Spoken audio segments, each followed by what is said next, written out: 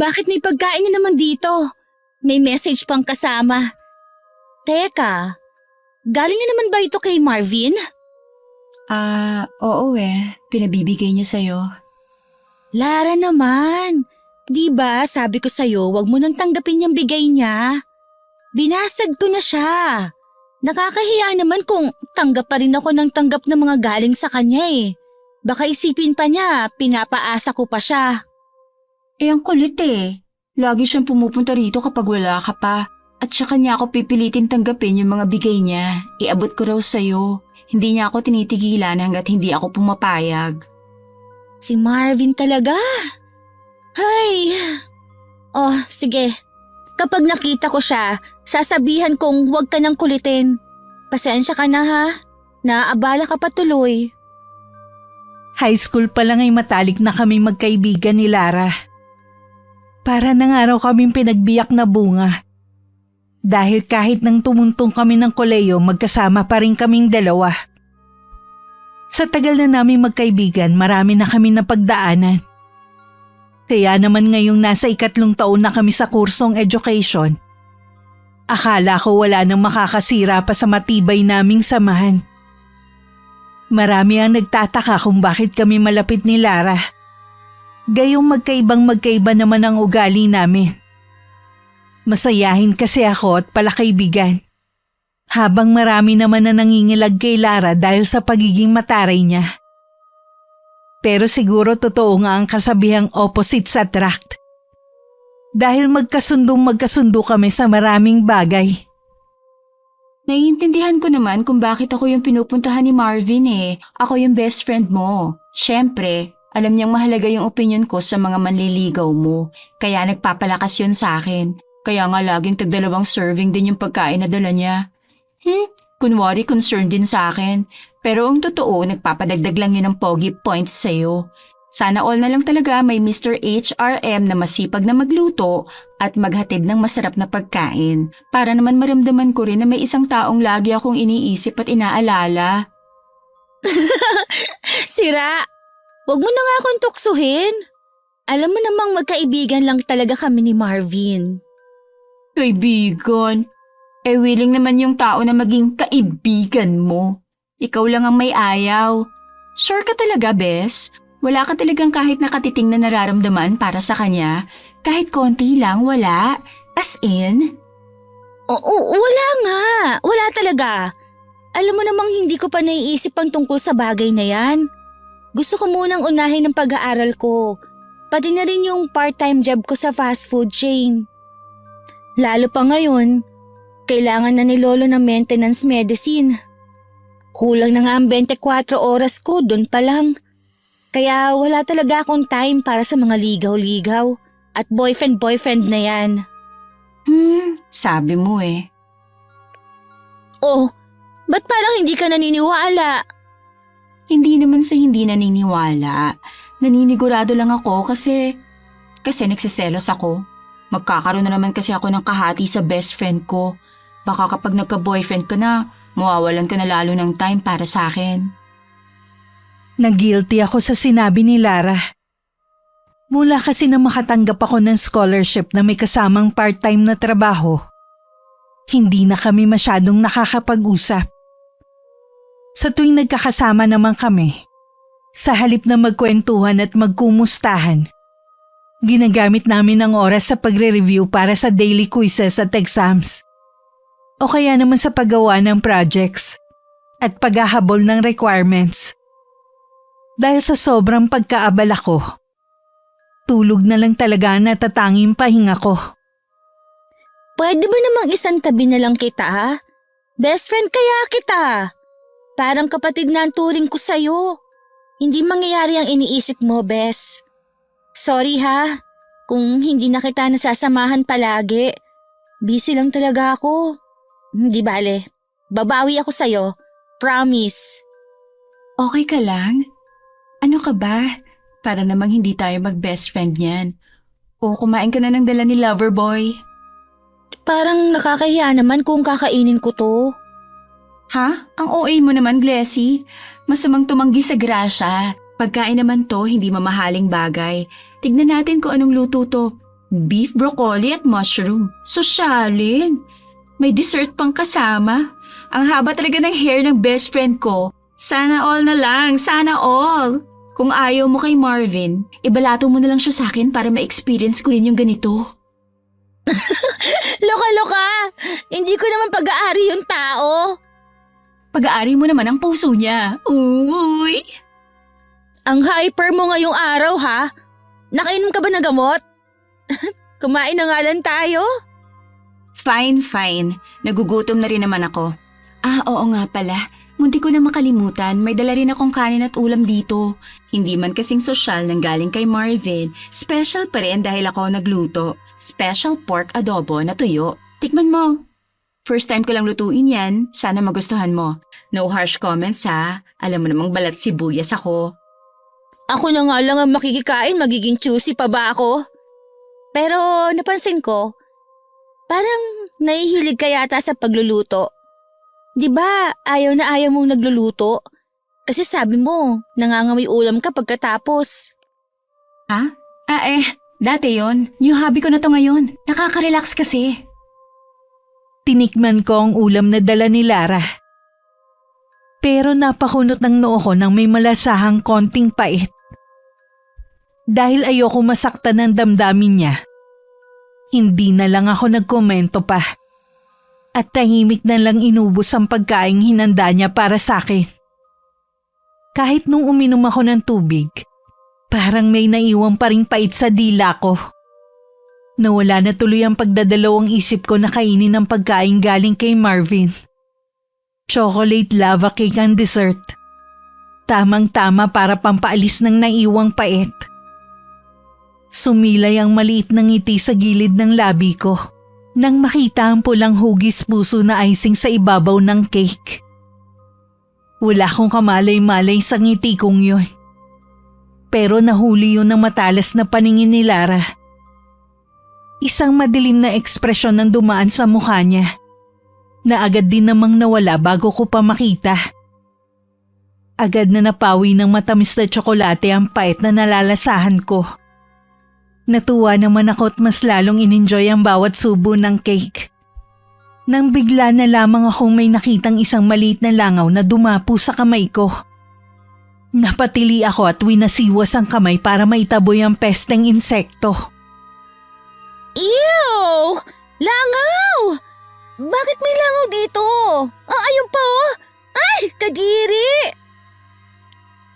Langaw? Nasaan? Wala naman ako nakikita. Ayun! Ayun, lumilipad! Ha? Teka, saan na nagpunta yung mga langaw? Bakit bigla na lang nawala? Aling mga langaw bang sinasabi mo? Wala naman ako napansin. Okay ka lang ba, Bes? Hindi kaya pagod ka lang at kulang sa tulog? Night shift ka pa naman tapos umaga lagi yung klase natin. Umuwi ka na lang kaya muna at magpahinga. Hindi, okay lang ako. Guni-guni ko lang siguro yun. Nagkamali lang ako ng tingin. Nagtataka man ipinagsawalang bahala ko na lamang ang kakatuwang pangyayaring yun. Pagkatapos naming kumain, dumiretso na kami sa susunod naming klase. Habang naglalakad kami ni Lara sa hallway, naririnig ko pa rin ang ingay na likha ng mga lumilipad na langaw. Impit lamang ang ingay na yun, na para bang nasa malayo ang pinagmumulan. At hindi sinasadyang nahagip lang ng pandinig ko. Subalit bahagya rin yun lumalakas. At para bang sinusundan ako kahit saan man ako pumunta. Sa tuwing lilingon naman ako sa pinanggagalingan nun, wala naman akong nakikitang kahit ano. Lumakas sa tenga ko ang sari-saring pagaspas ng pakpak ng maliliit na insekto. Maya't maya akong nagpapalinga-linga. Naging kapansin-pansin ang kakaibang mga kinikilos ko. Kaya pinagtitinginan na rin ako ng iba pa naming mga kaklase. Mabuti na lang at nasa pinakalikod ng classroom ang pwesto ko. Panay naman ang sulyap ni Lara sa akin. Marahil ay nag-aalala sa kalagayan ko. Paglipas ng oras, nagsimula naman akong manghina at mahilo. Para akong magkakasakit. Umakyat naman ang kilabot sa akin. Nang bigla kong maramdaman na parang may mga langaw na gumagapang sa balat ko. Kahit wala naman ako nakikita. Naramdaman ko pang may dumapo rin sa labi ko. Muntik pa akong masuka. Akala ko madadagdagan pa ang mga kakaibang sintomas ko. Nang bigla ko nalang maramdaman ang banayad na init ng isang bagay sa dibdib ko. Napahawak ako ng mahigpit sa bagay na yun. Isang kwintas na proteksyon na galing sa lolo ko. Nakapagtatakang bahagyang naibsa ng mga dinaramdam ko. Sa huli nagpa siya na lamang ako umuwi para ipahinga ang mabigat kong katawan. Habang pauwi naman ako, unti-unti pang bumuti ang pakiramdam ko. Nagsimula akong maghinala sa nangyari. Pero nawaglit yun sa isipan ko nang sa labas pa lang ng bakuran namin. Ay bumungad na sa akin ng malakas na boses ni Lola Aida. Napangiti akong pumasok sa loob ng bahay namin. Oh, La, sino naman pong kaaway nyo? Malayo pa lang, dinig na dinig ko na po kayo sa labas Glessy Apo, nakauwi ka na pala. Kaaway? Wala akong kaaway. Pinagsasabihan ko lang tong lolo mo na uugod-ugod na nga eh. Napakatigas pa rin ng ulo. Lo, ano na naman po ang nagawa nyo at pinagagalitan na naman po kayo ni Lola? Ewan ko ba dyan sa lola mo kung ano na naman ang problema niyan? Napakahilig tumalak na wala namang dahilan. Daig pa yung mga alaga nating manok eh. Wag mo na lang pansinin po. Maupo ka na at kumain bago magpahinga. Ba't itatago mo pa talaga kay Glessy ang katigasan ng ulo mo, ha, Ambo? Nagmamatigas ka na talaga ngayon, ha? Bakit po? Ano po bang nagawa ni Lolo? Nahuli ko lang naman yung magaling mong lolo na bumalik na naman sa dati niyang gawain. Kahit na ilang beses na natin siya sinabihan na tumigil na dahil makakasama sa kalusugan niya. Bumalik na naman po kayo sa pagkaalbularyo, Lo? Di ba nangako po kayong ititigil na yan? Dahil baka makaapekto sa kalusugan nyo. Lolo naman, ambilin po ng doktor magpahinga kayo. At huwag gumawa ng mga nakakapagod na gawain. Simpleng pagtatawas lang naman at pagbibigay ng halamang gamot ang ginawa ko, Apo. Hindi naman ako masyadong napagod o nahirapan. Lolo, hindi na po kayo bumabata. Paano na lang po kung hindi ganun kasimple ang kailangan yung gawin sa susunod? Paano kung kailangan nyo pang magsagawa ng mahabang ritual? Baka hindi nyo po kayanin at maospital na naman po kayo. Sige, Apo. Pagsabihan mo yung lolo mong matigas ang ulo. Baka sakaling makinig sa'yo. Nagsasawa na ako sa kapaulit-ulit dyan. Kayo namang dalawa, Parang konting sakit-sakit lang Masyado na kayo kagad nagpapanik. Lo, 2 linggo po kayong na-confine. Hindi po simpleng sakit-sakit lang yung nangyari sa inyo. Mahina na po ang baga nyo. Tapos may alta presyon pa po kayo. Sa edad nyo, kailangan na po talaga nating bantayan ang kalusugan nyo. Gusto lang po namin ni Lola na ingatan kayo. Para matagal pa po namin kayong makasama. Huwag niyo naman po sanang masamain yun.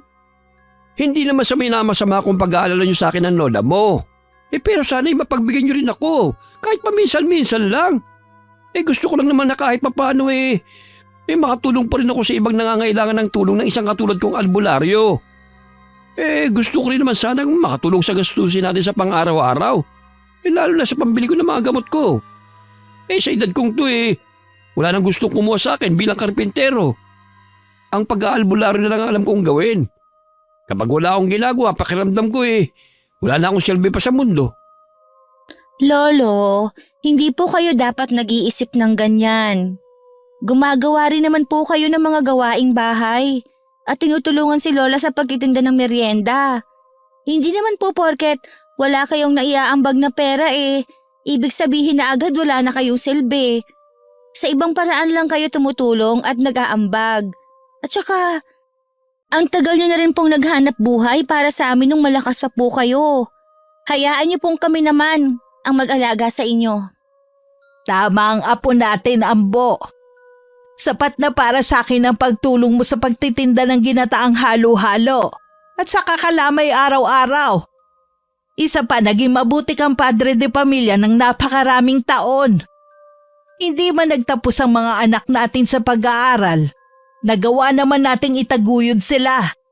Hanggang sa nakaya na nilang tumayo sa sarili nilang mga paa. Nabiyayaan pa tayo ng napakabait na apo na kahit kailan hindi tayo binigyan ng sakit ng ulo. Ay nako, kung alam nyo lang kung gaano ako kasaya na marinig yan sa inyong dalawa. Pero sana mapagbigyan nyo pa rin ako sa hiling ko. Gusto ko pa rin gamitin ang kaalaman ko kahit paminsan-minsan lamang. Malaking parte rin kasi yun sa pagkatao ko. Hindi ko basta-basta maiiwan o makakalimutan. Alam ko naman kung hanggang saan ang kaya ng katawan ko . Pangako, hindi ko to aabusuhin. Kaya pagbigyan nyo na sana ako. Nagkatinginan kaming dalawa ni Lola Aida. Ilang dekadang naging albularyo si Lolo. Hindi na nakapagtataka kung bakit malaking bahagi yun sa buhay niya. Minana pa niya ang taglay niyang karunungan sa lola niya. Mahirap alisin ang pagkaalbularyo sa kanyang pagkatao. Nakita ko sa mga mata ni Lola ang pangunawa at paglambot ng kanyang puso. Malumanay na muli ang boses niya nang kausapin si Lolo. O sige, pinapayagan na kitang bumalik sa pagiging albularyo mo. Basta't ipangako mo lang na hindi ka tatanggap ng mga mahihirap at nakakapagod na kasong maaaring makaapekto sa kalusugan mo. Talaga, Aida? Pinapayagan mo na ako? Oo, Ambo. Pinapayagan na kita. Sinasabi ko na nga ba't hindi mo ako matitis . Salamat, mahal. At pinagbigyan mo ako. Anong mahal-mahal ang sinasabi mong matanda ka? Pangilabot ka nga, Ambo. Hindi ka na nahiya kay Glessy. Ano namang masama sa pagtawag ko sa ilang mahal? Yun naman ang tawagan natin noon na. Huwag po kayo mahiya sa akin, La. Ang sweet nyo nga po . Nakakakilig. Narinig mo, mahal? Ayos lang daw kay Glessy. Kapag ako nainis, Ambo, babawiin ko ang permiso ko sa'yo. At saka hindi pa ako tapos sa sasabihin ko. May kondisyon ang pagpayag ko, no? Kondisyon? Ano namang kondisyon na kailangan kong sundin? Iwasan mo na ang pagkain na matatabang pagkain. Narinig ko sa anak ni Saling na nakita ka raw niyang nagtatago habang kumakain ng chicharon bulaklak. Talaga yatang gusto mong mamatay ng maaga, ikaw na matanda ka. Isang beses lang naman yun. Hindi na mauulit, mahal. Tahimik na lang ako nakinig habang inilalatag ni Lola ang mga kondisyon niya. Lihim din ako natatawa sa kakulitan ni Lolo. Dahil may hirit siya sa bawat sinasabi ni Lola. Sa ganitong klase ng tahanan ako lumaki. Masaya, maingay, puno ng pagmamahal at pag-aalaga. Kaya naman kahit naulila na ako sa mga magulang at walang mga kapatid, naging masaya naman ang kabataan ko. Dahil meron akong lolo't lola na pinunan ng pagkasabi ko sa isang mapagmahal na pamilya. Lo, sumunod na lang po kayo sa mga sinabi ni Lola. Para naman po sa kabutihan niyo yun. Ay, ano pa nga bang magagawa ko? Gayon pinagkaisa nyo na akong dalawa. Hindi naman po sa pinagkakaisahan namin kayo, Lo. Sadyang pareho lang namin kayong mahal. Kaya pareho rin kami nag-aalala sa kalusugan nyo. O siya, sige na. Makikinig na ako. Pero teka nga muna, Iglesia po. Bakit parang...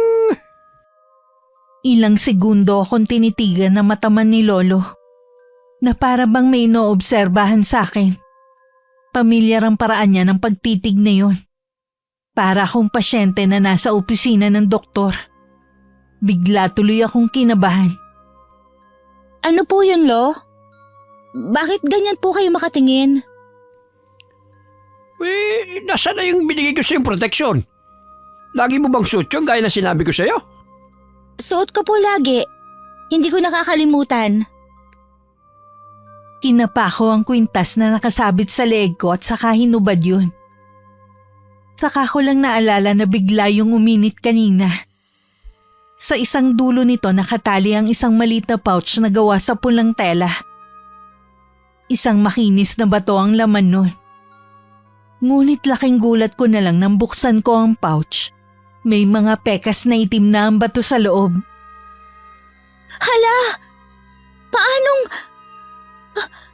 Lo? Bakit po nagkaroon ng maraming itim? Sinasabi ko na nga, be. Anong ibig sabihin nito, Ambo? May nais bang sumalbahi sa apo natin? Mukhang gano'n na nga, Aida. Ang batong yan ay isang ordinaryong mutya ng ilog na dinasalan at niritwalan ko noon upang maging mabisang pangontra sa kapangyarihang itim. Merong may gustong manakit kay Glessy. Maaari sa pamamagitan ng barang o kulam. Pero hindi yun tumalab dahil sinaluyo ng proteksyon. Sa nakikita kong baka sa aura ng apo natin, malamang barang ang isinagawa sa kanya. Hindi ako makapaniwala sa narinig. Bigla ko naalala ang mga kakaibang sintomas na naramdaman ko kanina. Binabarang na pala ako noon. Pero wala man lang akong kamalay-malay. Kung wala akong suot na proteksyon, baka mas malala pa ang naranasan ko. Glessy, apo, may natatandaan ka bang nakaalitan mo o nakasama ang loob na sa tingin mo'y maaaring gumawa sa'yo nito? Wala, Lo. Hindi ko po talaga alam kung sino ang gagawa nito sa akin. Sigurado ka ba, apo? Para kasi ba isagawa ang klase ng pambabar na ginamit sa'yo kailangan mahawakan ka o kaya naman may kainin kang pagkain na siyang magsisimula ng proseso ng barang. Naguguluhan po talaga ako, Lo. Saka, sa dami po ng mga taong nakakasalamuha ko sa school at sa trabaho, hindi madaling puntuhin kung sino ang may gawa. Kung ganun ang tanging magagawa ko lamang sa ngayon bigyan ka ng dagdag proteksyon upang mas lalong hindi ka tablan. Kung sakali mang tangkain muli ng taong yon na barangin ka, hindi naman gaanong malakas ang barang na ginamit sa'yo. Magkakasakit ka lamang at mararatay sa higa ng 1 linggo at gagaling din pagkatapos. Pero mas mabuti na rin kung mag-iingat tayo. Kahit papano na panatag ang kalooban ko. Matapos matanggap ang dagdag na proteksyon na bigay ni Lolo. Taglay ni Lolo ang kakayahan at kaalaman bilang isang magaling na albularyo. Kahit na panandalian siya natigil sa gawaing yun, sigurado akong epektibo ang galing sa kanya. Sa kabilang banda, hindi mawala ang mga agam-agam sa isipan ko. Hindi pa rin kasi ako makapaniwalang may taong gusto akong saktan. Gamit ang isang napakaruming paraan. Alam ko sa sarili ko na wala akong ginagawang masama. Wala rin akong inaagrabyadong tao. Malinis ang konsensya ko at walang inaapakang kahit sino. Kaya hindi ko lubos na maisip kung bakit may gustong gumawa ng masama sa akin. Glessy, apo, maging mapagmatsyag ka sa mga nakakasalamuha mo. Baka may taong lihim na nagagalit o may sama ng loob sa'yo, pero hindi mo lang alam. Mahirap kalaban ng mga taong tumitira ng patalikod, lalo pa yung pinagkakatiwalaan mo. Pero tatraydorin ka lang pala sa huli. Tama lang talaga na bumalik ako sa pag-aalbularyo. Kawawa naman ang mga katulad ng apo natin na walang kamalay-malay pero pinagbabala ka na pala ng masama. Kinagabihan lutang ang isip ko nang pumasok ako sa part-time job ko. Bilang isang staff sa isang fast food restaurant. Hindi ako tuluyang matatahimik hanggat hindi ko nalalaman kung sino ang nagpabarang sa akin. Natatakot kasi ako na baka maulit yun. Hati ang atensyon ko habang nagkakahera at kumukuha ng order.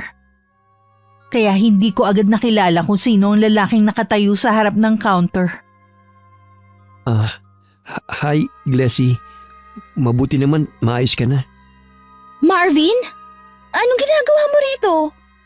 Paano mo nalaman na sa branch na to ako nagtatrabaho? May nakapagsabi lang sa akin. Si Lara ba?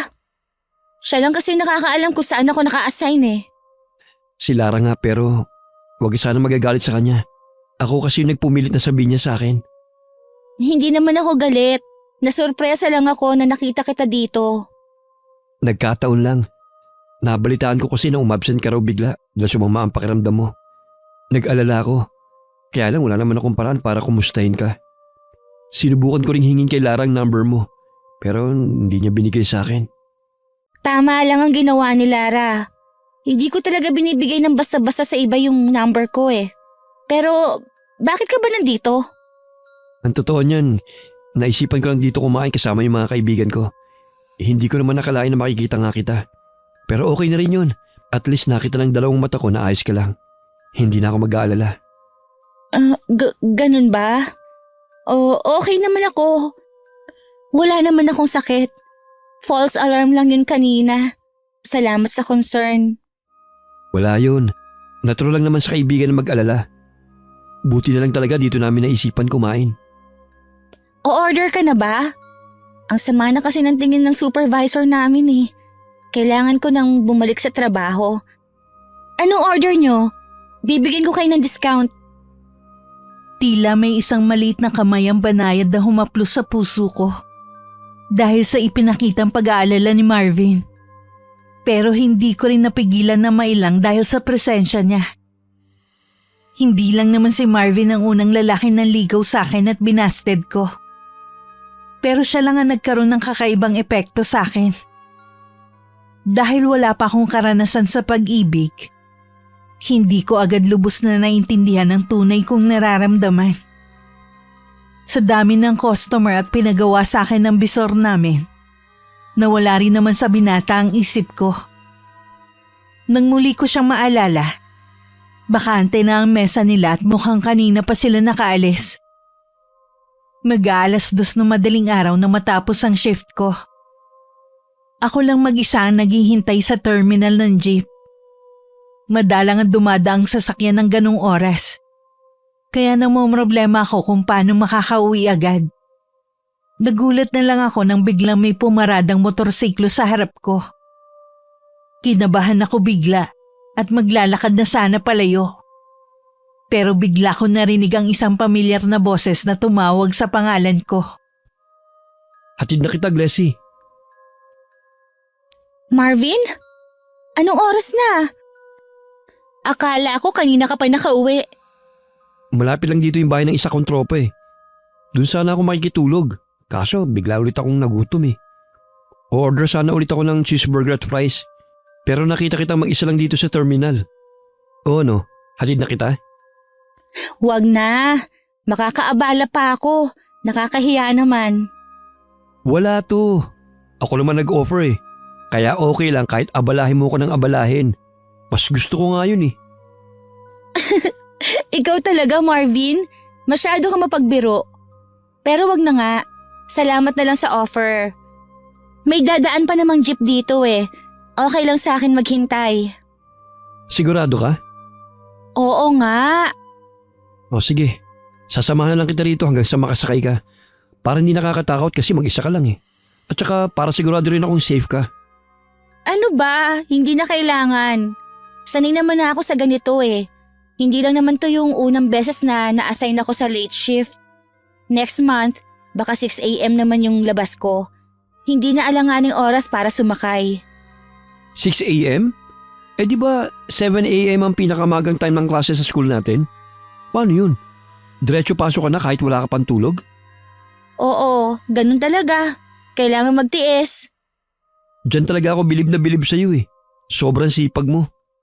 Hindi biro ang pagsabay ng trabaho at saka pag-aaral. Pero nakakaya mo yung balansehin. Kaya hangang-hanga talaga ako sa'yo eh. Nakaka-inspire ka. Ikaw naman, masyado kang bilib sa akin.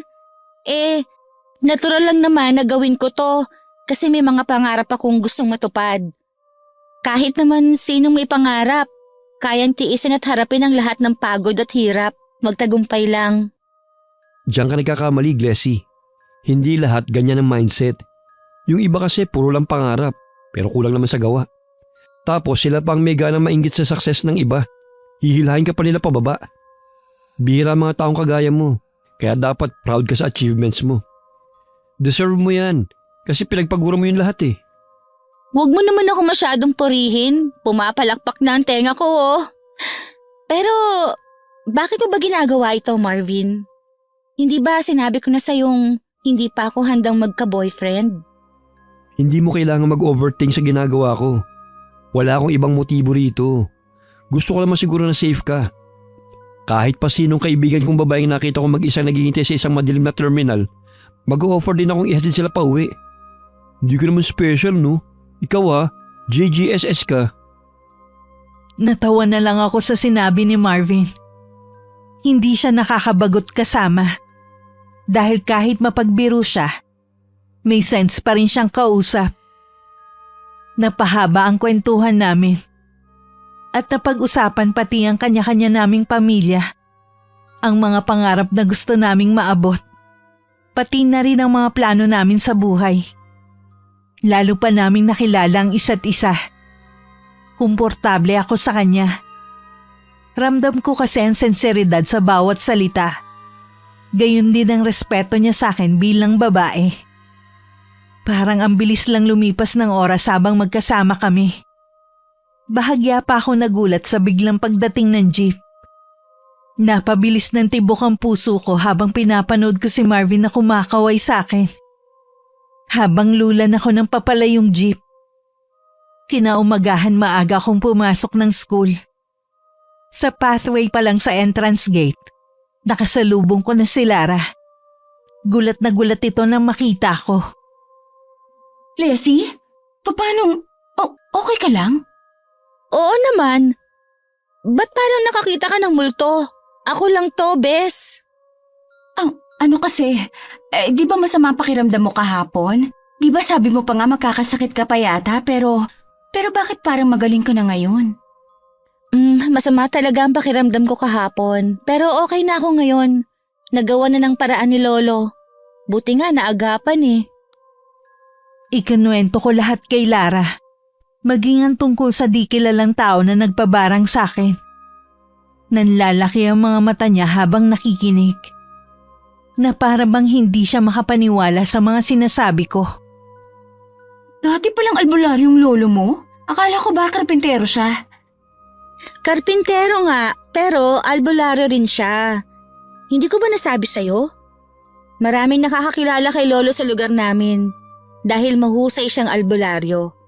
Yun nga lang, huminto siya kasi nagkasakit. Nanggagamot na ulit siya ngayon pero paminsan-minsan na lang. Masama kasi sa kanya ang sobrang pagod. Kaya ikaw, kapag may nangulam sa'yo, kay Lolo ka na lumapit. Libre na lang kapag ikaw. Sige, pero hindi naman kasi ako naniniwala sa kulam eh. Di ba kwento-kwento lang yan? At gawa-gawa ng mga taong mangmang at walang pinag-aralan? Future educators tayo. Hindi tayo dapat naniniwala sa mga pamahiin at lumang paniniwala na ganyan. Natahimik ako sa sinabi ni Lara. Gusto ko sanang ma-offend pero naisip ko na baka masyado naman akong sensitive. Marami naman talagang hindi naniniwala sa kulam at barang. Kaya naiintindihan ko rin kung bakit ganun ang reaksyon niya. Ngumiti na lang ako at iniba ang usapan. Nabanggit ko bigla ang tungkol sa amin ni Marvin. Oh, bakit bigla kang tumahimik? Wala. Napansin ko lang kasi yung ngiti mo habang nagkukwento ng tungkol sa inyo ni Marvin. Mukhang iba na yan ah. Ikaw ako may kerengkeng ka na. Nilabas mo na rin ang natatago mong landi. Grabe ka, kerengkeng agad. Nagkwentuhan lang naman kami. Kunwari ka pa. Baka nga nagpapakipot ka lang eh. Binasted mo na pero ini-entertain mo pa rin yung attention niya sa'yo. Umamin ka na kasi, Bes. Gusto mo rin si Marvin, no? Wala akong sinasabing gusto ko siya ha, pero sa tingin ko, hindi naman talaga siya mahirap magustuhan. Mabait naman siya at caring. Tapos thoughtful pa. Saka masayang kasama ha. Kaya lang, hindi pa talaga ako handang pumasok sa isang seryosong relasyon eh.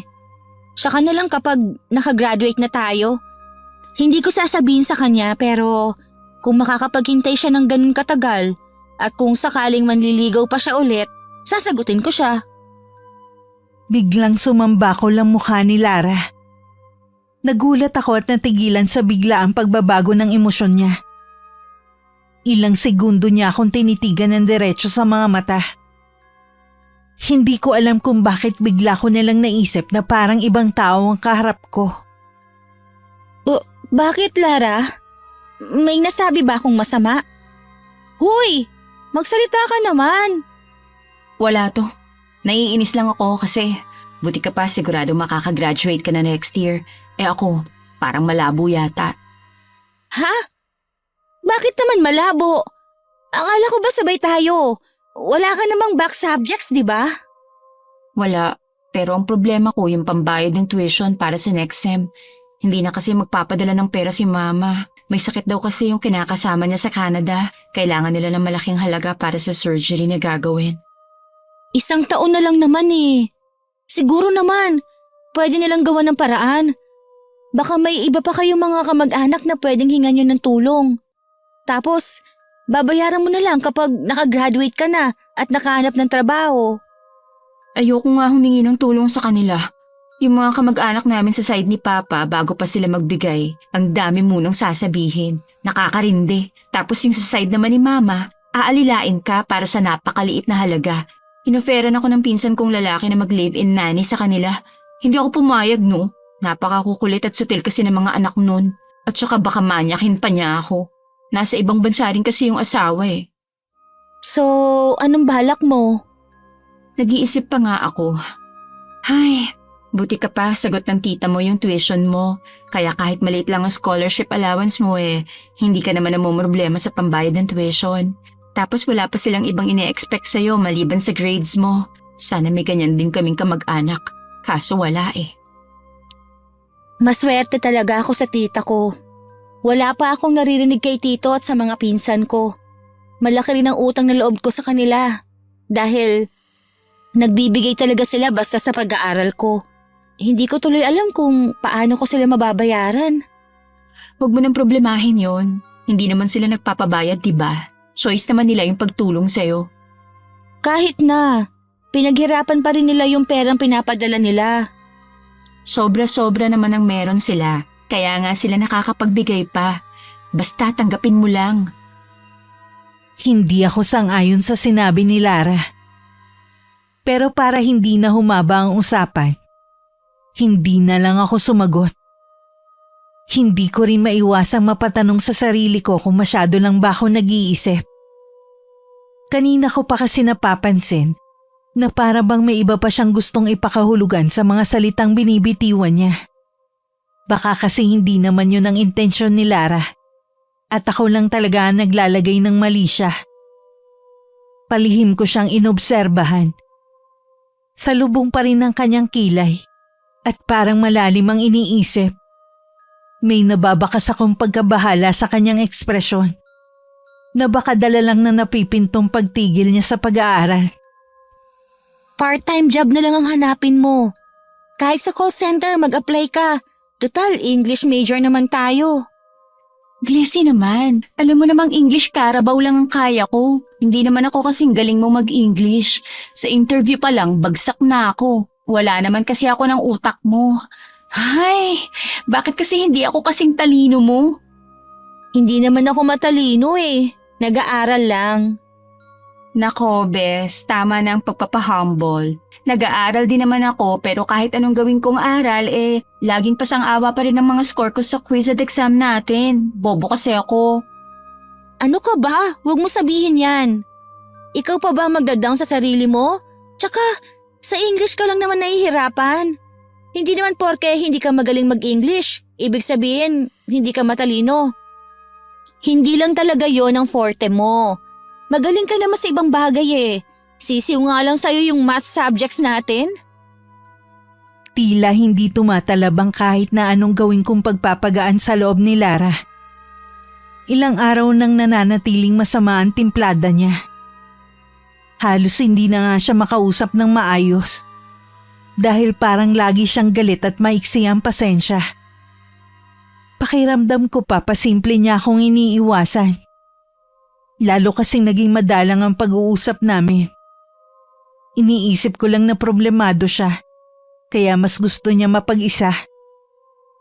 Mas lalo naman kami nagkakamabutihan ni Marvin. Pero hindi pa rin lumalampas sa pagiging magkaibigan na relasyon namin. Hinayaan ko na lang ang sarili ko na sumabay sa agos nang hindi iniisip kung saan ako dadalhin nun. Sa tuwing nagkakasalubong kami sa school, nagpapalitan kami ng matamis ng ngiti. Hindi ko namamalayang otomatiko na pala siyang sinusundan ng mga mata ko. Sa tuwing nakikita ko siya, hindi naman yun nakaligtas kay Lara. Nagpupuyo sa kanyang dibdib ang matinding emosyong kinikimkim niya at malapit na yung sumabog. Isang hapon nang galing kami sa opisina ng Dean para tingnan ang listahan ng mga nakasali sa Dean's List. Labis ang tuwa ko dahil nakasama ang pangalan ko. Ibig sabihin nun may matatanggap akong discount at mababawasan ang tuition na kailangan kong bayaran. Pareho kami nag-apply ni Lara. Pero sa kasamaang palad, wala sa listahan ng pangalan niya. Congrats ha. Nakasama ka rin pala sa Dean's List. Akala ko ba kapag mababa sa dos ang grades, hindi na qualified? Di ba yung PE mo last sem 2.25 ka? Bakit nakasama ka pa rin? Dahil yun kay Dean. Tinulungan niya akong kausapin si Sir Migs para ma-reconsider yung grades ko. Wala naman kasi akong absent tsaka kumpleto rin ang requirements ko sa kanya. Ayun, pumayag siyang gawin akong dos. Salamat talaga kay Dean. Ang laki ng nagawa niyang tulong sa akin. Favorite ka kasi nun kaya ka tinulungan. Hindi naman. Ginagawa niya lang ang trabaho niya. Favorite ka nga nun. Halatang halata kaya. Mahilig kasi yun sa matatalino. Consistent Dean's Lister ka since first year, di ba? Kung sa iba yun na mababa ang grades o kaya problem student, baka hindi nun i-entertain. Ang sungit kaya nun, pero pag ikaw ang kaharap, laging nakangiti, may favoritism talaga. Pumunot ang noo ko sa tono ni Lara. Hindi ako komportable sa mga binitiwan niyang salita. Para kasing binabaliwala niya ang lahat ng pagod at puyat ko. Pati na rin ang dugot pawis na ipinuhunan ko sa pag-aaral. Pero dahil alam kong masama ang loob niya dahil wala siya sa Dean's List, hindi ko na lang pinansin ang pasaring niya. Parang hindi yata maganda ang mood mo nitong mga nakaraang araw. May pinagdadaanan ka bang hindi mo sinasabi? O baka naman masama ang loob mo sa akin? Sino ba namang hindi sasama ang loob? Kumpleto naman ako sa requirements pero hindi pa rin ako nakasali. Pasado naman lahat ng grades ko. Yung isa lang yung hindi na-encode agad ng prof. Imagine, hindi ko kasalanan pero ako ang nagsasuffer. Tapos nung hiningan ko ng tulong si Dean, wala raw siyang magagawa kasi tapos na yung computation. Hindi man lang siya nagtry na tulungan ako. Naiintindihan naman kita. Paano mo ako maiintindihan? Ikaw nakasali ka kasi may backer ka na tumulong sa'yo. Paano naman ang mga katulad ko na patas lang lumaban? Nagkakamali ka, Lara. Hindi ko backer si Dean. Sigurado ako na ginawa rin ni Dean yung kaya niya para makonsider yung panel ng application mo. Sadyang hindi ka lang sinuwerte. Baka may ibang plano ang Diyos para sa'yo. Plano. Tinamoy mo pa talaga ang Diyos. Okay.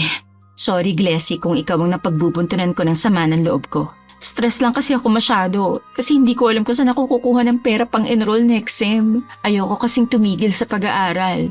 Malaking tulong sana yung discount na makukuha ko kung sakaling nakapasok ako sa Dean's List eh. Hindi ko talaga alam kung anong gagawin. Wala akong malapitan. Okay lang, naiintindihan ko talaga ang kalagayan mo. Hayaan mo, itatanong ko sa supervisor namin kung may bakanting posisyon sa branch namin. Ipapasok kita. Ilalakad kita sa manager namin.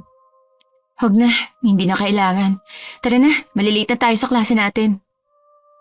Tila nagkaroon ng mataas na pader sa pagitan namin na hindi ko kayang akitin.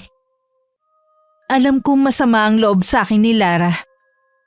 Pero hindi ko alam kung kailan pa yun nagsimula. Para kasing hindi naman ang Dean's List Scholarship ang tunay na pinag-ugatan ng lahat. Pakiramdam ko may iba pa siyang hindi sinasabi sa akin.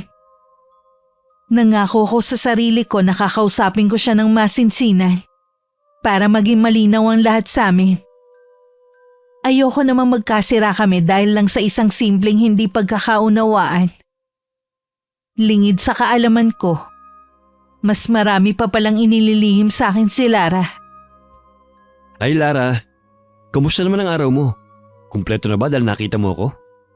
Wala dito si Glessy. Sa akin mo na naman siya hahanapin. Hindi naman ako tanungan ng mga nawawalang kambing.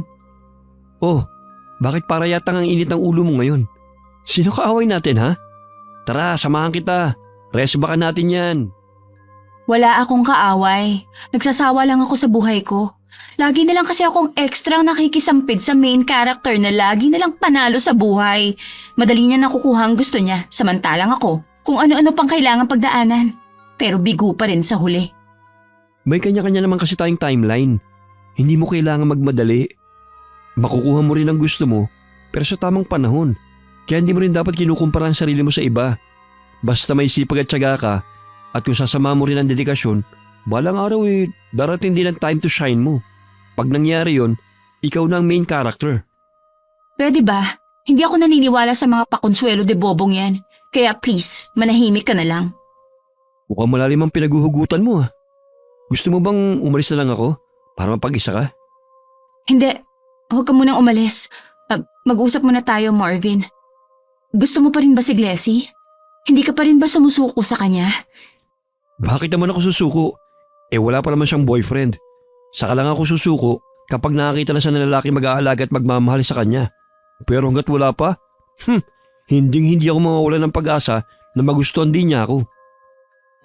Bakit ba kasi siya ang gusto mo? Marami namang ibang babae dyan sa tabi-tabi. Dream girl ko kasi si Glessy.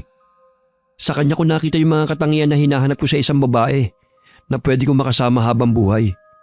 Bukod sa maganda at matalino pa, mabait din, masipag, approachable at napaka-friendly. Tapos palagi pang nakangiti. Kapag si Glessy kasama ko, nakakagaan ng pakiramdam. Parang nagiging maaliwalas kagad yung araw ko. Paano kung hindi naman pala si Glessy ang para sa'yo? Paano kung ibang babae pala na mas karapat-dapat? Yung hindi ka pa aasahin at kayang suklian ang lahat ng ginagawa mo. Ano tong sinasabi mo, Lara? Hindi ka ba talaga makaramdam? Gusto kita, Marvin. Matagal na. Kaya lang naman ako pumayag na maging tulay mo kay Glessy para magkaroon ako ng pagkakataon na mapalapit sa'yo. Nagbabakas sakaling magugustuhan mo rin ako. Please, Marvin. Pwede bang ako na lang? Pero si Glessy mahal ko. Lara, patawarin mo ko. Pero hanggang kaibigan lang ang tingin ko sa'yo. Hindi na yun hihigit pa ron. Ganun ba? Wala ba talaga akong magagawa para baguhin ang nararamdaman mo? Mahirap turuan ng puso, Lara. Patawad kung hindi ko kaya suklian ang nararamdaman mo.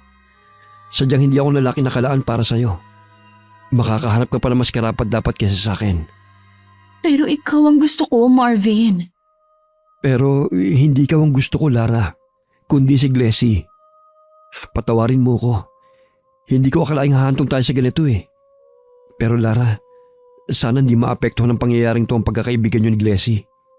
Ayokong ako pa maging dahilan para magkasira kayo. Glessy, puro na lang si Glessy. Ano bang pinakain niya sa inyo at siya na lang lagi ang bukang bibig niyo? Siya na ang matalino, ang masipag, ang mabait. Siya na ang chosen one. Lahat na lang, siya na. Lara, paano ka nakakapagsalita ng ganyan kay Glessy? Akala ko ba magkaibigan kayo? Sawang-sawa na akong maging kaibigan niya dahil lagi na lang akong naiit sa puwera kapag nandyan siya. Sige, kung siya talaga ang pinipili mo, pues magsama kayong dalawa. Namayani ang matinding sama ng loob at halo-halong negatibong emosyon kay Lara. Yun ang naging mitya ng mga pangyayari sa buhay naming tatlo na hinding-hindi namin malilimutan. Pinuntahan ni Lara ang isang maliit na bahay na pinangingilagan sa kanilang barangay. Sa dulo yun ng isang tahimik na kalye. Isang matandang lalaking payat at uugod-ugod na ang mag-isang nakatira ron. Mang Tasyo? Mang Tasyo, nasa loob po ba kayo? Mang Tasyo? Gabi na, Lara. Hindi ka na dapat nagpupunta pa sa lugar na ito. Pwede mo namang ipagpabukas ang pakay mo. Kung ganun ay alam niyo na po pala kung bakit ako nandito. Ganun na nga. Halika, pumasok ko sa loob ng bahay ko at saka tayo mag-usap. Hindi po tumalab ang barang kay Glessy. Parang wala lang nangyari. Albularyo pala kasi ang lolo niya. Nasayang lang yung binigay niyo sa aking likido na inilagay ko sa pagkain niya. Alam ko na ang tungkol sa bagay na yan. Sa tingin ko'y mas mabuti na rin yung ganon para wala kang pagsisihan. Siguro naman ngayon ay ititigil mo na kagustuhan mong gumanti sa kanya. Bakit ko naman po ititigil? Hindi pa rin nababawasan ang sama ng loob ko sa kanya. Lahat na lang ng gusto ko, sa kanya napupunta. Ang barang ay hindi magmimintis kung ang taong puntirya ay nakagawa talaga ng kasalanan. May dahilan kung bakit siya nakaligtas. Inosente ang kaibigan mo, Iha. Wala na po ba talaga kayong ibang magagawang paraan? Higit na malakas na kapangyarihan ang kakailanganin kung nais mo siyang ipabarang ulit. Subalit hindi ko may papangako na tatalab yun dahil maaaring mas malakas na ang proteksyong suit niya bilang pangontra. Albularyo ka mo ang lolo niya, hindi ba? Ang pagkakatanot kapalaran ang gumagawa ng paraan upang hindi ka tuluyang maligaw ng landas. Kaya wag mo na lamang ituloy ang binabalak mo. Kapalaran? Bakit po ba ganun, Mang Tasyo? Bakit may mga taong sadyang mahal na mahal ng Diyos? Kahit na anong pagsubok yung dumating sa kanila, madali lang nila nalalampasan. Yung hindi nga sila ipinanganak na mayaman, pero sa kanila naman lagi pumapanig ang swerte. Pati opportunities, sa kanila na lang napupunta. Sadyang magkakaiba ang kapalaran ng tao. Isa pa, hindi ka nakakasiguro na wala talaga silang ginagawa dahil hindi mo naman sila kasama 24 oras. Maaaring hindi mo lamang nakikita ang dugot pawis na ipinupuhunan nila para makuha lamang ng mga sinasabi mong oportunidad. Hawak natin ang sarili nating kapalaran, kaya hindi dapat kainggitan ng iba. Lagi mo sanang tatandaan na ang bawat desisyon mo ay magdadala sa iyo ng iba't ibang resulta at kapinsalaan. Tama na po ang maraming satsat, Mang Tasyo. Kung hindi na po tatalab ang barang kay Glessy, sa ibang tao po kaya itatalab ito? Malaking tsansa na tatalab ito kung walang suot na proteksyon ang taong yon. Kung ganun, Mang Tasyo, pwede ko po bang ibahin ang taong gusto kong ipabarang? Sigurado ka bang gusto mong ituloy ang plano mong yan? Binabalaan kitang muli. Malaki ang magiging singil ng pangalawang pagkakataon na ito. Instrumento lamang ako. Pero ikaw ang sasalo sa lahat na magiging singil ng pambabarang. Alam ko na po yun, Mang Tasyo. Please po, pagbigyan niyo na ako. Huli na po ito. Sige. Pagbibigyan kita sa huling pagkakataon. Marami pong salamat, Mang Tasyo. Kayo na lang po ang nag-iisang tao sa buhay ko na nagpapahalaga sa saloobin ko. Tumatanaw lamang ako ng utang na loob bilang pasasalamat sa pagdala mo sa akin ng mga pagkain at sa madalas mong pagbisita upang makita ang kalagayan ko. Wala po yun, Mang Tasyo. Tira lang naman po sa bahay yung mga pagkain dinadala ko sa inyo. Sayang naman po kung itatapon ko lang, kagaya ng utos ng madrasta ko. Wala lang ito sa'yo, pero malaking tulong para sa isang matandang katulad ko na mag-isa na lamang sa buhay. Hayaan mo. Gagawin kong pinapagawa mo. Dala mo bang kakailanganin? Nasa bag ko po ang picture at naisulat ko na rin po ang buo niyang pangalan at birthday sa papel. Meron din po akong nakuhang ilang hibla ng buhok. Ibigay mo sa akin ang lahat ng yan. Sana pagkatapos nito ay matutunan mo na ang leksyong dapat mong matutunan. Napapailing na lang ang matandang mambabarang na kinuha kay Lara ang mga gagamitin niya sa gagawing pambabarang. Inilagay niya ang mga yun sa isang garapong puno ng mga buhay na alupihan at sakay pinatong sa gitna ng isang altar na may mga nakasinding itim na kandila. Umusal siya ng mahabang dasal sa wikang hindi maintindihan. Tahimik lang na pinanood ni Lara si Mang Tasyo. Pagkuway tila may nagising na pagsisisi sa dibdib niya. Pero kaagad din niyang sinupil yun. Samantala, hindi na itago ni Marvin ang kanyang pagkabalisa matapos ang tagpo sa pagitan nila ni Lara. Ilang araw nang lumipas pero hindi pa rin niya alam kung paano sasabihin sa akin. Batid niya kung gaano kami kalapit ni Lara. Kaya naisip niyang maaaring hindi ko siya paniwalaan. Pero hindi lang pala yun ang labis na gumugulo sa kanyang isipan. Napapansin ko parang wala kang masyado sa sarili nitong mga nakaraang araw. Wala to. May malalim lang akong iniisip eh. Nalilito pa ako kung anong gagawin ko. Kung kailangan mo nang makikinig sa problema mo, huwag ka mahihiya magsabi sa akin ha. Oo naman. Balak ko naman talagang sabihin sa'yo eh. Bakit parang namumutla ka? Tsaka, bigla ka rin pumayat. Marvin, may sakit ka ba? Wala to. Nagpa-check up na ako sa doktor. Normal naman daw ang kalusugan ko. Dala lang siguro ng pagod. Busy kami sa OJT. Makakabawi rin ako pag tapos na kami. Sigurado kang pahinga lang talaga ang kailangan mo? Oo, sigurado ako. Hindi rin kasi ako nakakatulog na maayos itong mga nakaraang gabi. Binabangungot kasi ako eh. Anong klaseng bangungot? 3 magkakasunod na gabi na yatang nangyayari to. Sa umpisa hindi ko maalala kung anong laman ng panaginip ko. Basta sa tuwing magigising ako, napakabilis ang tibok ng puso ko. Na para bang takot na takot ako. Ilang beses nangyari yon. Kaso wala naman akong maalala pagdating sa umaga. Pero kagabi, may nakita akong imahe sa panaginip ko na hindi ko makalimutan. Anong napanaginipan mo? Bakit takot na takot ka? Isang higanting alupihan ang napanaginipan ko. Isang higanting alupihan na nanginginain ng sariwang karne na nakakalat sa buong sahig ng isang kwarto. Nagkalat din ang pulang dugo at tumutulo pa sa pader at kisame. Halos bumaliktad nga ang sikmura ko eh dahil parang naaamoy ko talaga yung lansa ng dugo. Lalong namutla si Marvin habang inilalahad yun. Kahit ako kinilabutan sa laman ng panaginip niya. Kinutuban din ako ng hindi maganda. Bangungot nga talaga ang tawag dyan. Bakit ka naman biglang nananaginip ng ganyan? Nanonood ka ba ng extreme horror movies bago matulog? Hindi ako mahilig sa horror movies. Hindi ko nga alam kung bakit gano'n ang napapanaginipan ko eh. Tapos ilang gabi pang nauulit. Parang nagkaka-phobia na nga ako sa alupihan eh.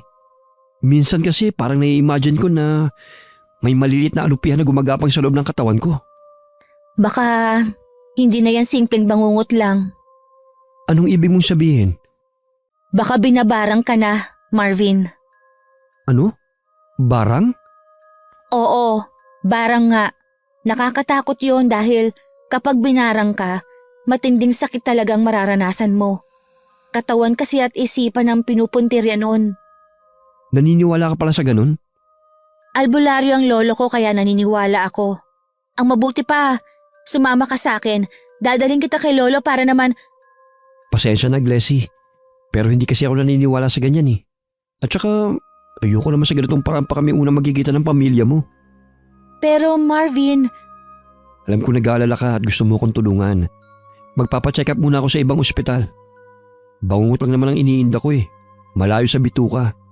Kung wala pa rin mangyayari at hindi pa rin ako gumaling, saka ako lalapit sa lolo mo.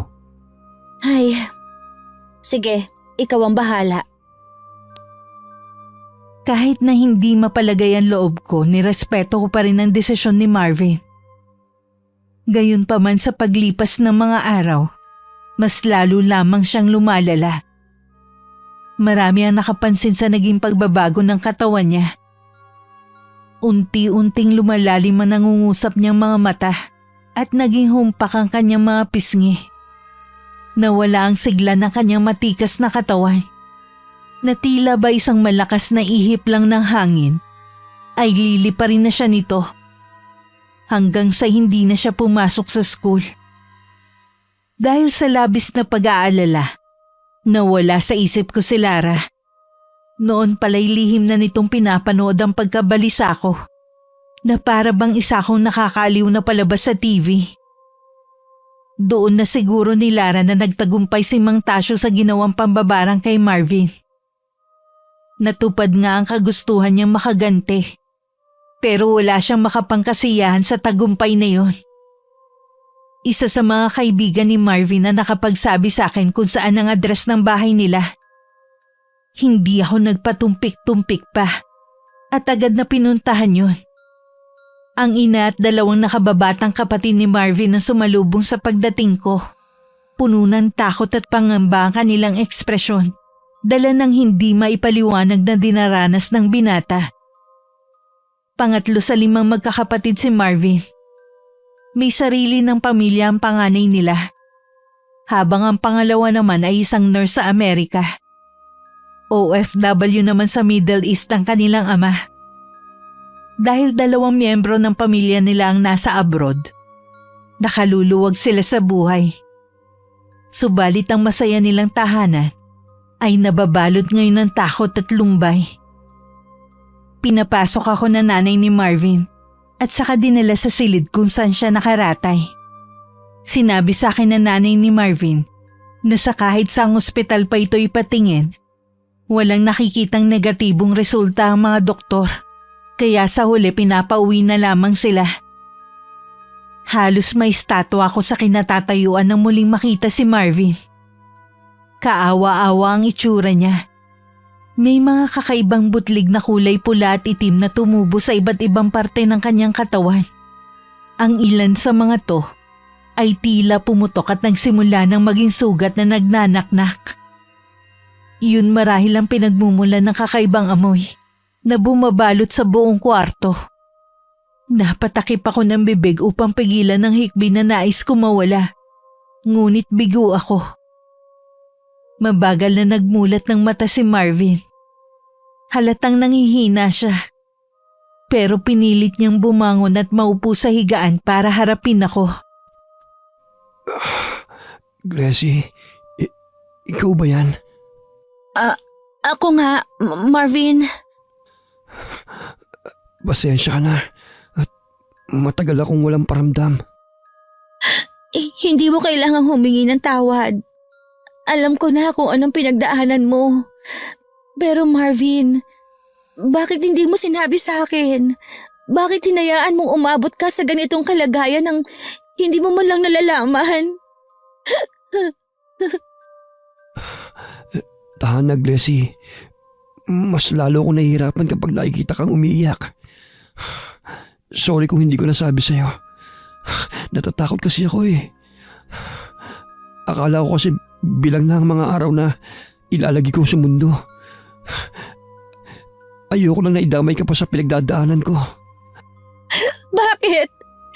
Tingin mo ba mahina ako at hindi kayang harapin ang ganitong klaseng sitwasyon? Ganong klase bang babae ang akala mo sa akin? Hindi naman sa ganun pero itong sakit ko, pakiramdam ko talaga wala nang pag-asang gumaling pa.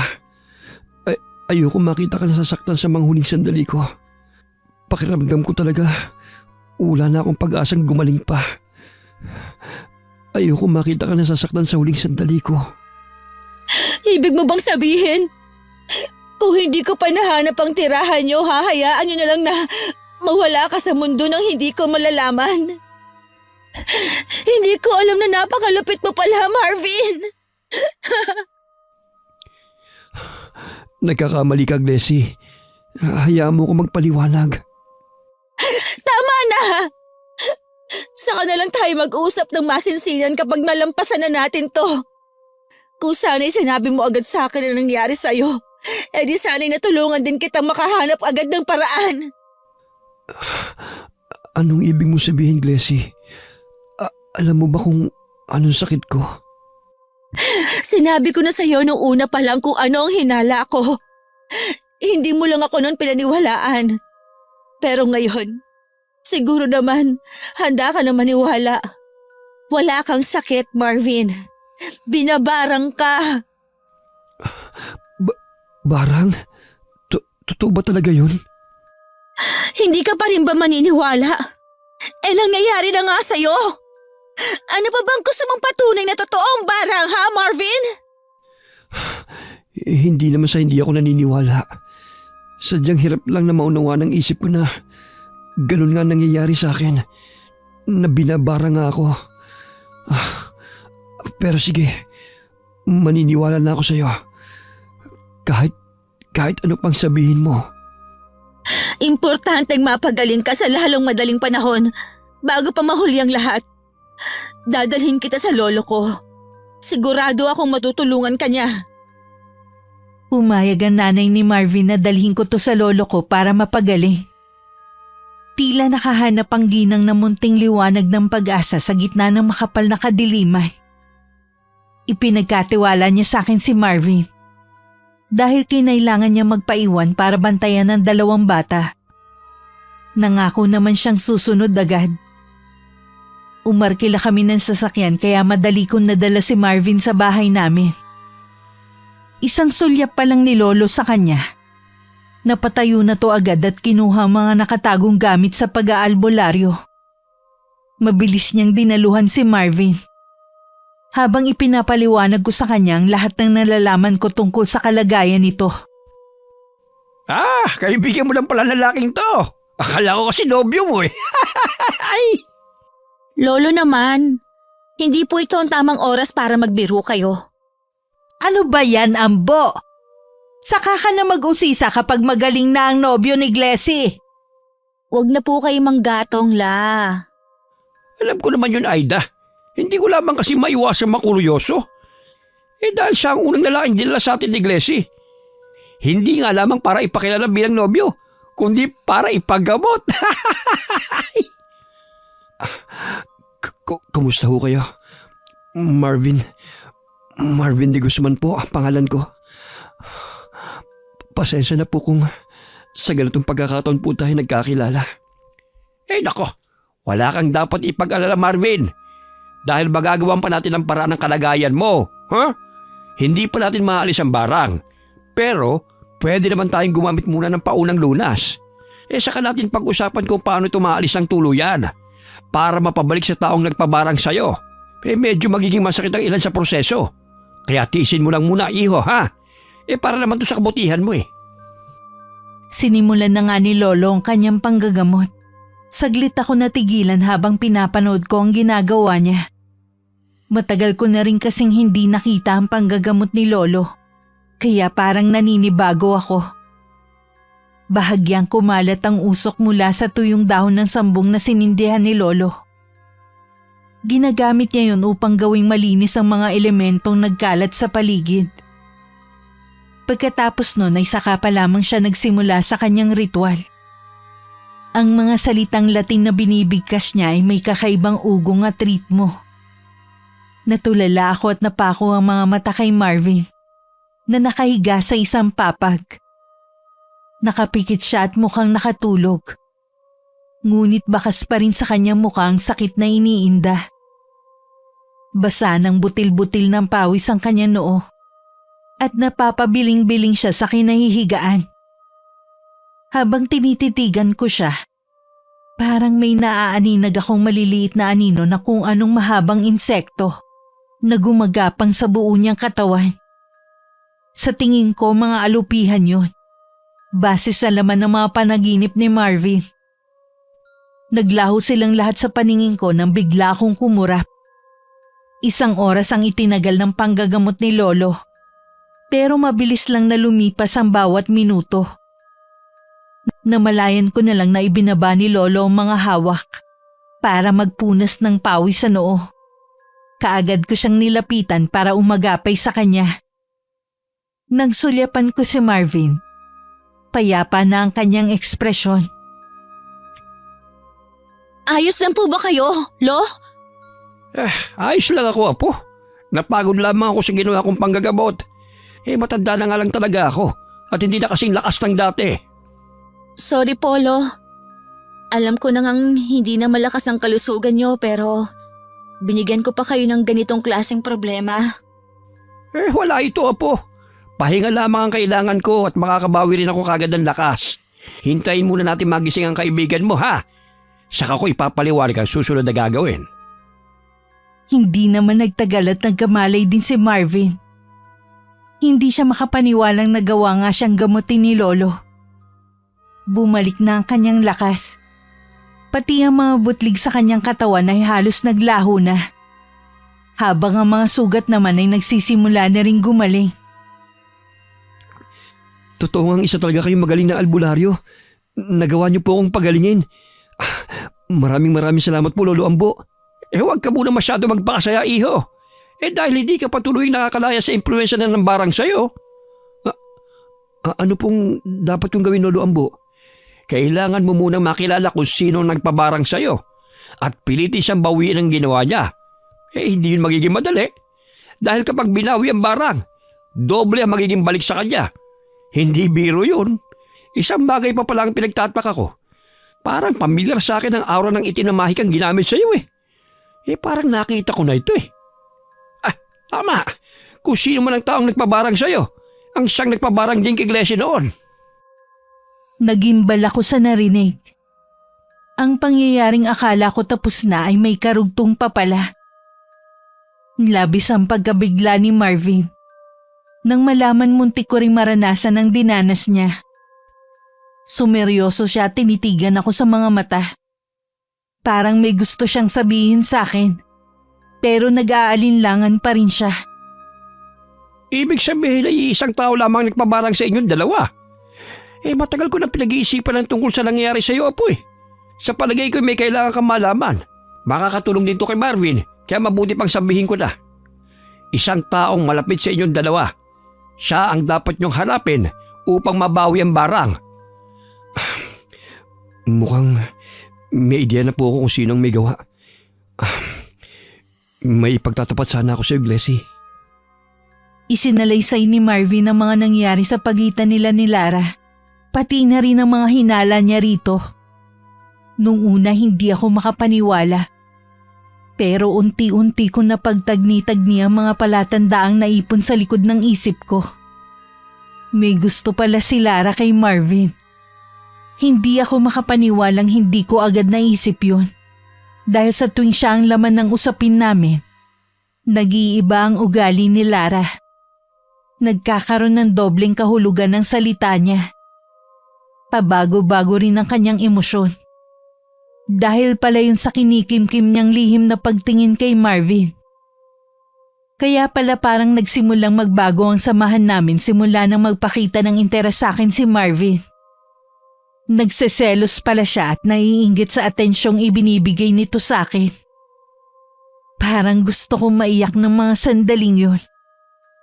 Hindi ko akalaing magagawa ni Lara ang mga nagawa niya. Para akong lalamunin ng matinding sama ng loob. Pinilit ko lang kontrolin ang emosyon ko. Dahil may problema pa kaming kailangan solusyonan. Nagkasundo kami ni Marvin sa dapat naming gawin. Kailangan pa niya ng sapat na pahinga kaya hindi ako pumayag na samahan niya ako. Nagpa siya akong makipagkita ng mag-isa kay Lara. Dahil panahon na rin para makapag-usap kami ng masinsinan. Ayaw sanang pumayag ni Lola, pati na rin ni Marvin.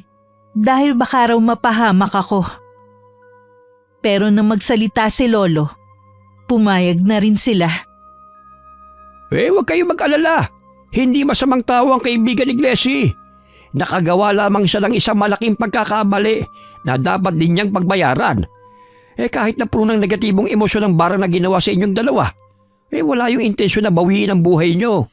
At saka mas malakas na ang proteksyong suot ni Glecy ngayon. Hindi siya basta tatabla ng kahit anumang sumpa, kulam o barang. Hindi ko na ipinagpabukas pa ang pagpunta kay na Lara. Ilang beses na ako nakapunta sa bahay nila nung nasa high school pa lang kami. Kaya naman kabisado ko pa ang address. Dapit hapon nang makarating ako sa kanila. Ang posturadang madrasta ni Lara nagbukas ng pinto sa akin. Sinabi ko sa kanya ang pakay ko. At agad niyang tinawag si Lara.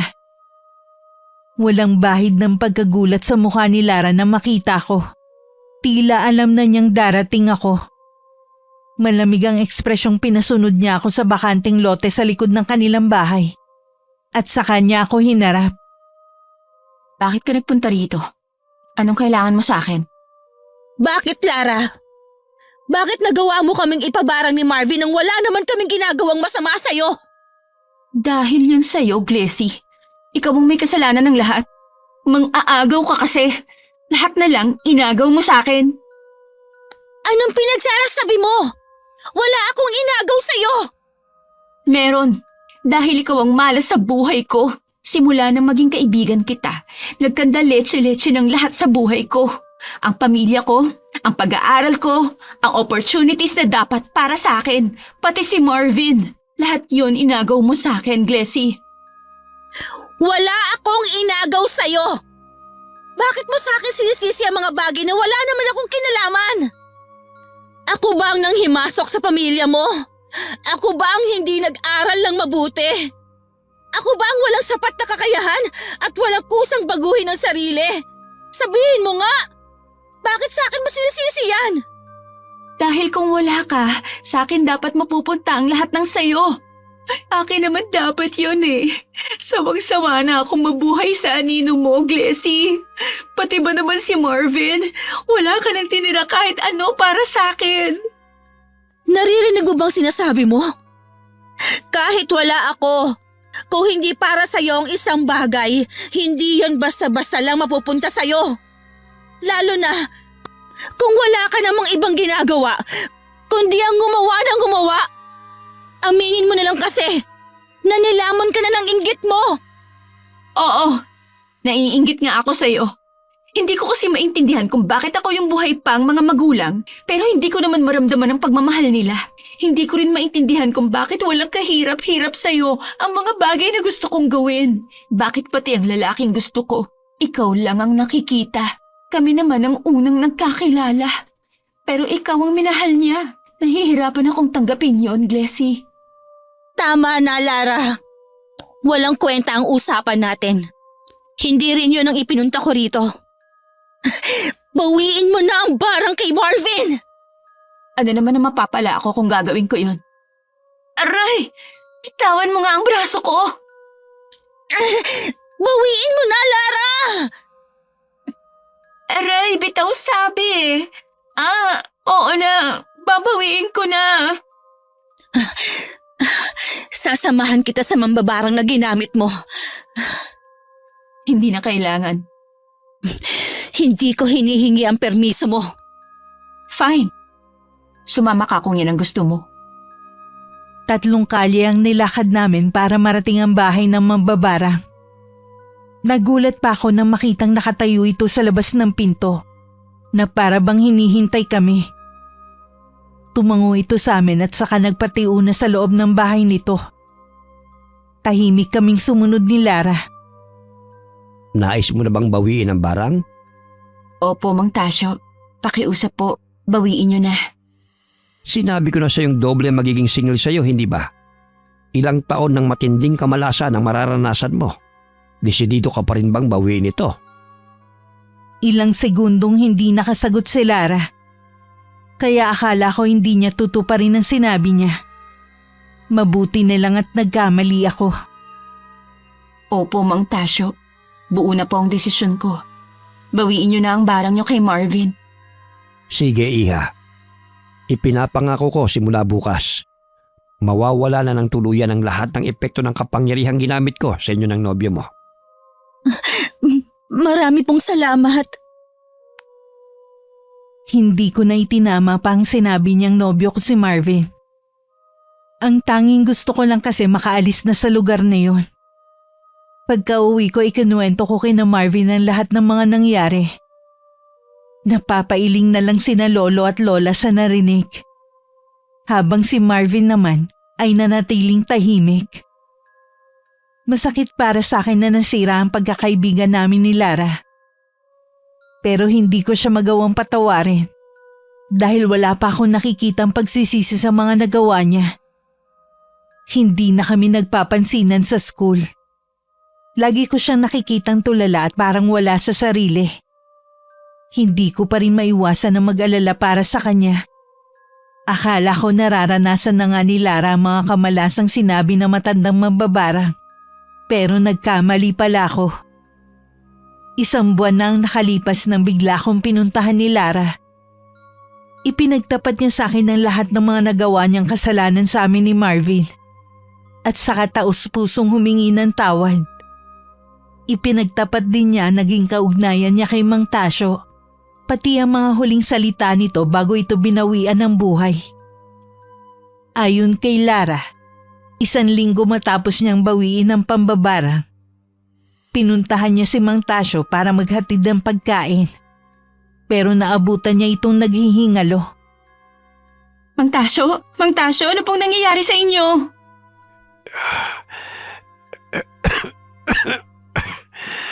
Mabuti naman at naabutan mo pa akong humihinga.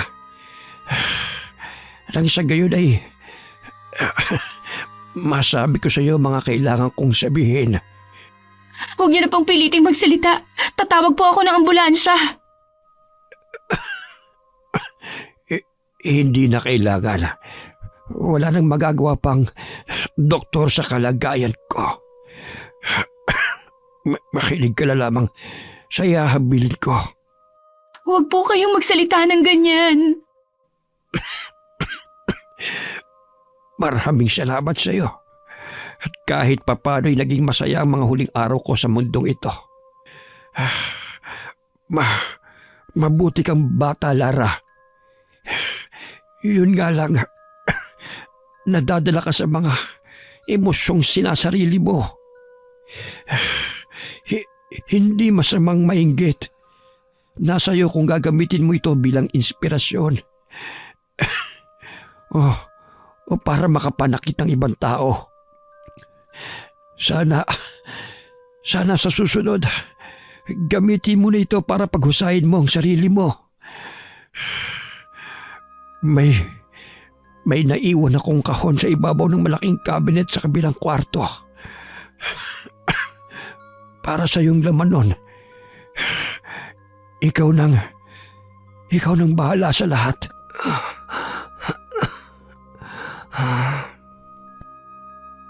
Nalaman na ni Lara ang tunay na nangyari dahil sa sulat sa loob ng kahong iniwan nito sa kanya.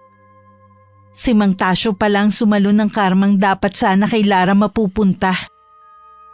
Kasama ng sulat na naiwan kay Lara ay ilang makakapal na bungkus ng pera at ilang ektaryang lupa na pag-aari nito. Lahat yun ay nakapangalan na kay Lara bilang pasasalamat sa ilang taong tulong at pag-aalaga. Nalaman din ni Lara na matagal na silang gustong dalhin ng kanilang ina sa Canada. Pero inilihim yun ng kanilang ama dahil gusto pa nitong perahan ng dating asawa. Labis na pagsisisi ang naramdaman ni Lara. Halos lamunin na siya ng konsensya dahil sa iba pa ang nagbayad sa mga nagawa niyang pagkakamali. Kaya naman nagpasya siyang harapin na rin ang mga to. Nais niyang humingi ng tawad sa mga taong nasaktan niya. Pareho kami ni Marvin. Napatawad na si Lara. Masakit pa rin sa akin na nawalan ako ng isang kaibigan. Pero hindi pa ako handang muling tanggapin siya sa buhay ko. Labis akong humanga kay Marvin. Dahil kahit siya ang higit na nagdusa sa mga nangyari, wala akong narinig sa kanyang kahit ano. Kailanman hindi siya nagsalita ng masama kay Lara. Napakalawak ng pasensya at pangunawa niya. 3 taon na ang nakalipas simula nang mag-migrate si Lara kasama ang mga kapatid niya sa Canada. Binahagian pa niya kami ng mga iniwan sa kanya ni Mang Tasyo. Nalaman namin ginawa niya yon pagkatapos niyang umalis. Kaya hindi na namin yun naibalik sa kanya. Paminsan-minsan nakakausap pa namin siya ni Marvin sa video call para magkumustahan. Masaya na siya sa bagong buhay niya doon. Isa na akong ganap na guro na kumukuha ng masteral habang si Marvin ay naghahanda sa pagbubukas ng sarili niyang coffee shop. Pareho naming naabot ang mga pinapangarap naming trabaho pero hindi pa rin nagtatapos ang lahat. Naghahanda naman kaming bumuo ng mga panibagong pangarap na aabutin namin na magkasama. Wakas,